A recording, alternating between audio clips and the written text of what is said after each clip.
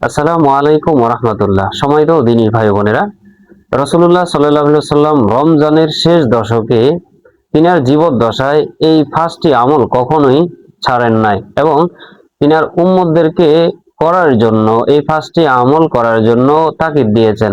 এই পাঁচটি আমল যদি আপনি আপনার জীবনে করতে পারেন, এই রমজানের শেষ দশকে বা রমজানের যেই কয়েকদিন রয়েছে এই কয়েকদিনে যদি আপনি এই পাঁচটি আমল করতে পারেন, তাহলে ইনশাআল্লাহ আপনার কপাল খুলে যাবে এবং আপনি সৌভাগ্যবান ব্যক্তিদের অন্তর্ভুক্ত হবেন। আল্লাহ তাআলা আপনাকে পছন্দ করবেন।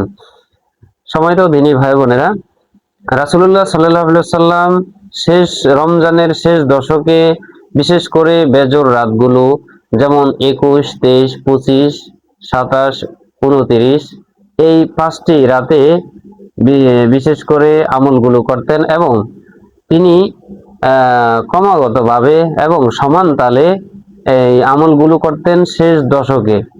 তিনি শেষ দশকের যেই রমজানের শেষ 10 দিন রয়েছে, শেষ 10 দিনে তিনি সমান তালে এই আমলগুলো করতেন এবং আম্মা জান আয়েশা রাদিয়াল্লাহু তাআলা আনহা বলেন যে রাসূলুল্লাহ সাল্লাল্লাহু আলাইহি ওয়াসাল্লামের জীবনের শেষ যে রমজান ছিল, এই রমজানে তিনি বিশেষ করে 20 রমজান পর্যন্ত এই আমলগুলো করতেন।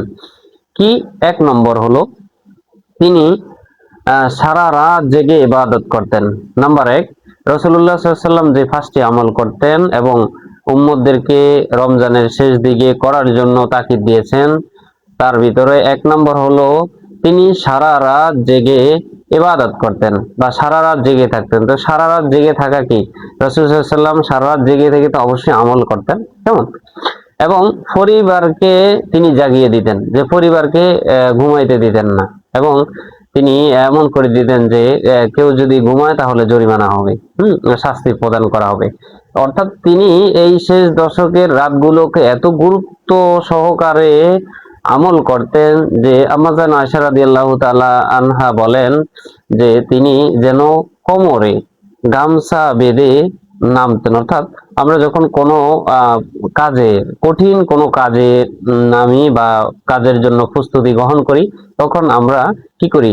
লুঙ্গি অথবা প্যান্ট, একটু টাইট বা শক্ত করে বেঁধে নিই। তো এটাকে তিনি কত গুরুত্ব দিতেন। 1 নম্বর, সারা রাত জেগে তিনি জেগে আমল করতেন এবং পরিবারকে তিনি উঠে দিতেন, মানে ঘুমাইতে দিতেন না এই রাতগুলোতে। অবশ্যই আমরা এই কাজটা করব। এই বিশেষ করে যে বেজোর রাতগুলো রয়েছে, এখানে কদরের রাতও রয়েছে, কেননা বর্ণিত রয়েছে রাসূল সাল্লাল্লাহু আলাইহি ওয়াসাল্লামের যখন মন খারাপ ছিল, যে তিনি চিন্তা করলেন যে বনি ইসরাইলের উম্মত, তিনারা তো 1000 বছর কি পাইতেন? হায়াত পাইতেন, 100 বছর হায়াত পাইতেন। তো যে যত বেশি হায়াত পাইবে সে আমলও তত বেশি করবে, তার আমল নামও তত ভারী হবে, এটাই তো নিয়ম। আমার উম্মত তো 60 থেকে 70 বছর, হ্যাঁ, এটা কমন, বেশি হতে পারে, কিন্তু এই 60 থেকে 70 বছর কি আমল করবে? তখন আল্লাহ তাআলা তিনাকে সান্ত্বনা দিয়ে একটি সূরা নাজিল করেন, সূরাতুল কদরে, যেটা কদর, হ্যাঁ, মানে আল্লাহ রাসূল সাল্লাল্লাহু আলাইহি ওয়াসাল্লামকে বলেন আল্লাহ তাআলা সান্ত্বনা দিয়ে যে বনি ইসরাইলের উম্মতগণ 100 বছর হায়াত পাইছে কিন্তু কদর পায়নি, কিন্তু আপনার উম্মতগণ 100 বছর 1000 বছর হায়াত পায়নি, তবে কদর পাইছে। যে কদর, লাইলাতুল কদরি খয়রুম মিন আলফি শাহর, 1000 মাসের চেয়েও এই মাসটা উত্তম, মানে এই দিনটা উত্তম। লাইলাতুল কদরি খয়রুম মিন আলফি শাহর, 1000 মাসের চেয়েও এই কদরের রাত্রিটা উত্তম। অর্থাৎ কোন ব্যক্তি যদি কদরের রাত্রে ইবাদত করে, আল্লাহ তাআলা তার আমল নামায় 1000 মাস ইবাদত করলে যে সব, ওই সব তার আমল নামায় আল্লাহ তাআলা দিবেন। এখানে আমরা অনেক সময় বলি যে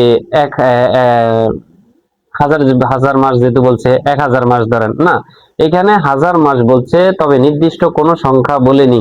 তো সেটা আল্লাহ তাআলা আপনাকে আমাকে কত মহাব্বত করেন বা কত বেশি ভালোবাসেন, যে আমার নির্দিষ্ট কোনো সংখ্যা বলেনি, 1000 মাসের চেয়েও উত্তম। আল্লাহ তাআলা এই কদরের রাত্রিতে ইবাদত করার জন্য আমাদেরকে সুযোগ করে দেয়।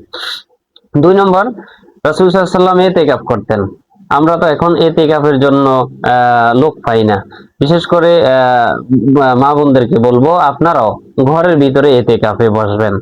এবং এতেকাফ হয়তো যে গেছে 2-3 দিন চলে গেছে, আপনি সমস্যা নাই, এতেকাফের কিছু নিয়ম রয়েছে। আপনি 1 ঘন্টা এতেকাফে বসতে পারেন, অথবা 1 দিন বসতে পারেন, অথবা 3 দিনে আপনি এতেকাফে বসতে পারেন। এখন থেকে যতদিন রয়েছে অতদিনের জন্য আপনি আপনার ঘরে এতেকাফ বসে যান।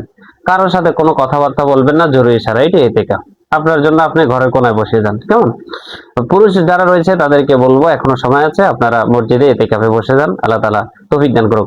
এবং এতেকাফে আল্লাহ রাসূল সাল্লাল্লাহু আলাইহি ওয়াসাল্লাম তিনি আর জীবদ্দশায় কোনো রমজান এতেকাফ ছাড়েননি। এবং আম্মা জান আয়েশা রাদিয়াল্লাহু তাআলা আনহা থেকে বর্ণিত, তিনি বলেন যে শেষ জীবদ্দশার শেষ যে রমজান, তিনি সেই রমজানে 20 দিন পর্যন্ত তিনি এতেকাফ করেছেন। তাহলে এই এতেকাফ অনেক বড় ফজিলত এবং রাসূল সাল্লাল্লাহু আলাইহি ওয়াসাল্লাম করতেন। 3 নম্বর, কোরআন রিভিশন, কোরআন পড়া, কোরআন আমল করা, একজন আরেকজনকে শোনানো, হ্যাঁ, দাওয়ার করা বা তাকরার করা, যেটাকে বলেন। আপনি আমাকে শুনাইলেন, আমি আপনাকে শুনাইলাম। দেন রাসূলুল্লাহ সাল্লাল্লাহু আলাইহি ওয়াসাল্লাম কোরআন রিভিশন করতেন। জিবরাইল আলাইহিস সালাম কে একবার শুনাইতেন, আবার জিবরাইল আলাইহিস সালাম রাসূল সাল্লাল্লাহু আলাইহি ওয়াসাল্লামকে শুনাইতেন। এখন অনেকে বলবেন যে আমি তো নিজে নিজে পড়ি। হ্যাঁ, পড়েন, এটা ভালো। আবার অনেকে বলবেন যে আমি তো কোরআনই পারি না, পড়বো কিভাবে? তা আমি একটা সুন্দর সুপরামর্শ দিব, সেটা হলো আপনি তো ছোট ছোট সূরাগুলা পারেন, আপনি এই সূরাগুলা একজনকে শুনান, সে আপনাকে এই ছোট ছোট সূরাগুলা শোনাক, তাহলেই তো কোরআন রিভিশন হয়ে গেল। এই রাসূলের এই 5টি আমলের একটার উপরে আপনি আমল করতে পারলেন। আল্লাহ তাআলা আমাদেরকে বুঝার তৌফিক দান করো। নাম্বার 4, কিয়ামুল লাইল, অর্থাৎ দীর্ঘ সময় রাসূলুল্লাহ সাল্লাল্লাহু আলাইহি ওয়াসাল্লাম কিয়ামুল লাইল করতেন। দীর্ঘ সময় দাঁড়িয়ে থাকতেন, মানে দাঁড়িয়ে দাঁড়িয়ে তিনি নামাজ পড়তেন। এমন আম্মা জান আয়েশা রাদিয়াল্লাহু তাআলা আনহা বলেন যে রাসূল সাল্লাল্লাহু আলাইহি ওয়াসাল্লাম কি বলবো, তিনি এত দীর্ঘ সময় দাঁড়িয়ে থাকতেন যে তিনার পা মোবারক ফুলে যেত। সাহাবায়ে কেরাম আজমাইন আম্মা জান আয়েশা রাদিয়াল্লাহু তাআলা আনহাকে জিজ্ঞাসা করলেন যে রাসূল সাল্লাল্লাহু আলাইহি ওয়াসাল্লাম রমজানের শেষ দশকে কিভাবে ইবাদত করতেন, বা শবে কদরের রাতে কিভাবে ইবাদত করতেন। কয়, আমাকে এই কথা জিজ্ঞাসা করি না, আমরা অনেক সময় হয় না যে বিশাল সৌন্দর্য এবং আকর্ষণ একটা জিনিস দেখছি, ভাই এত ভালো লাগছে, আমি তোমাকে বুঝে বলতে পারবো না, এত সুন্দর। ঠিক তিনিও আশ্চর্য হয়ে বলেন যে আমাকে এই কথা বলিও না। তিনি এত সুন্দরভাবে বা এত দীর্ঘ সময় দাঁড়িয়ে কিয়ামুল লাইল করতেন, নামাজ পড়তেন, যে তিনার পা মোবারক ফুলে যাইত। অথচ আমরা 4 রাকাত নামাজ পড়তে 2 মিনিট লাগে, আবার অনেকে 2 মিনিটও বেশি হয়ে যায়। মানে বেশি বলতে মানে সময় বলতে চাই আরো তাড়াতাড়ি পড়েন না কেন, সময় তো বেশি হয়ে গেছে। আল্লাহ তাআলা আমাদেরকে তৌফিক দান করুক।